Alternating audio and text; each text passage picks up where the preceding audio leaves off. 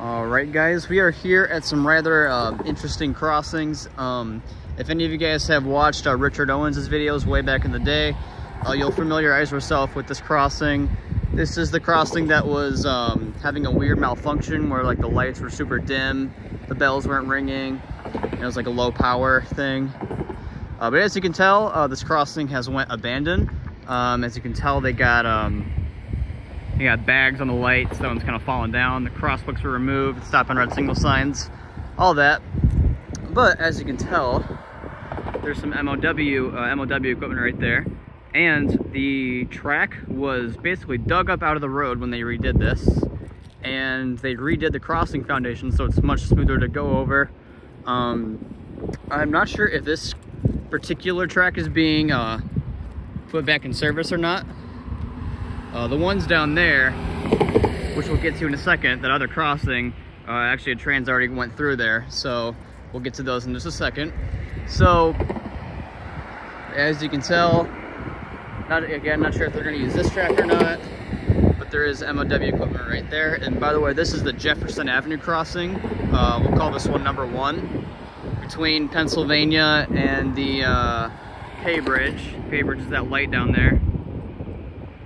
So yeah, let's head down to crossing number 2. All right, and here we are at crossing number 2. And like I said when I was talking about the other crossing down there, these tracks are actually 100%, they're back in service. ACER Eclipse caught a train through here, the first one going through here in like 10 years. It's going to this factory. It's like a materials processing factory, and they just said, hey, we want rail service again. So it serves via the Flat Rock Sub, so we'll be seeing a lot more action on the Flat Rock. Now these are some rather interesting and like antique signals. Again, if you watched Richard Owens' video back in the day, this crossing is where the train actually derailed here, and then they had to reroute the rest of the train back to the main line and then through the other crossing. As you can tell with this crossing, they also redid the foundation, which is very happy about, because this crossing used to be really rough. They never like paved over it like they did with the other one. They never paved over the tracks. They were just left here and they got just really awful.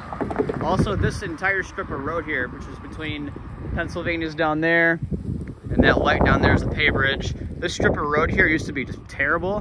So I'm very glad they, redid the roads here, redid the foundations.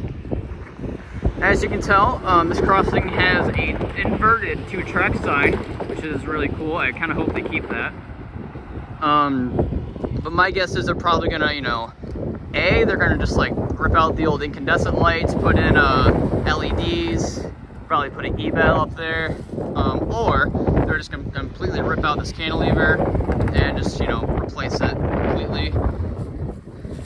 I'm not sure what they're gonna do with the relay case, but me and the rail fanning boys of Michigan, we were all like seeing signs that this crossing was being put back in service. These 2 tracks are here when like they redid the road, the crossing foundation.